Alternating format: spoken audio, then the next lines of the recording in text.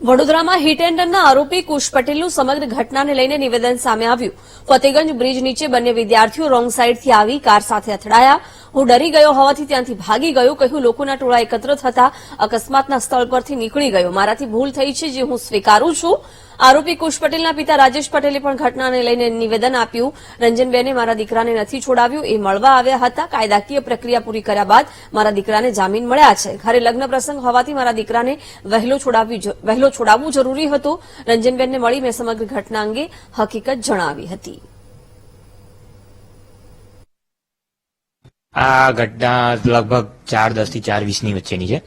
એ ટાઈમે હું આપણે નિઝામપુરા તરફથી થઈને ફતેગંજ જતા હતા, કેમ કે અમારે લક્ષ્મી વિલાસ પેલેસ જવાનું હતું, ફોટોશૂટ હતો એટલા માટે। તો એ ટાઈમે અમારી બે ગાડીઓ જોડે હતી, ગ્રીન સિગ્નલ હતું અમારું, અમે લોકો નીકળતા હતા અને એ લોકો સામેની સાઈડથી રોંગ સાઈડ આવ્યા હતા।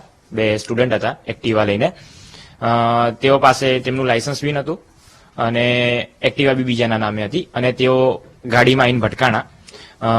હું બી ગયો, એકદમ જ થયું એટલે અકસ્માત હતું એટલે, અને મને કઈ સૂઝ્યું ના એટલે હું ત્યાં ઉભો ના રહ્યો। મારી એક ભૂલ હતી આ કે હું ત્યાં ઉભો ના રહ્યો। એના પછીની પ્રોસિજર મને કશી જ નથી ખબર। ત્યાં આગળથી પછી પીસીઆર વેનમાં હું ફતેગંજ પોલીસ સ્ટેશન આવી ગયો। એના પછીની પ્રોસિજર મને કશી જ નથી ખબર। હા, મારું મેડિકલ ચેકઅપ કરાવડાયું હતું, એ ચેકઅપ થઈ ગયું છે। મારું રિપોર્ટ હજી મને નથી મળ્યો। એના પછી મેં બધાને જેટલાને બી ઇન્ફોર્મ કરવા જેવું હતું કે લાગે કે હા અમને ઇન્ફોર્મ કરવા જેવું છે, બધાને મેં કોલ કરી દીધા।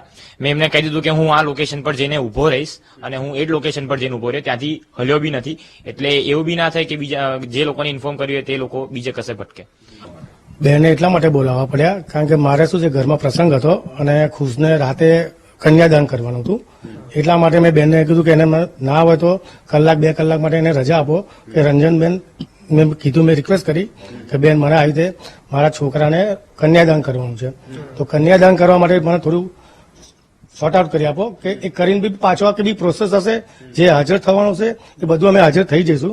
એક પ્રસંગ મારે સાચવવાનો હતો કારણ કે 4 દિવસનો પ્રસંગ હતો, આ છેલ્લા દિવસે આવું બન્યું છે। હા, જામીન લીધા છે પોલીસ સ્ટેશનમાંથી, મેં જામીન લીધા છે અને હવે પ્રોસેસ જે આગળ થશે, આમ તો કેવું છે કે વાંક તો બેવનો છે, બરાબર છે, સમાધાન થાય તો સૌથી સારું, કારણ કે 2 છોકરાનું કેરિયર ના બગડે, આપણે એવું વિચારીએ છીએ। એમાં એવું છે કે આમાં કેવું છે કે 2 છોકરા એફઆઈઆર કરવા માટે તૈયાર નથી, પણ બીજા બધા છોકરાઓ છે ને એ લોકો એફઆઈઆર કરેલી છે અને આ 2 છોકરાઓને તો ખબર નથી કે એફઆઈઆર પાર્ટી છે। બેને છોડાયો નથી, હું ચોખ્ખું કહું, જે બેને ખાલી એટલું કીધું કે જે થાય એ લીગલ જ કરવાનું છે।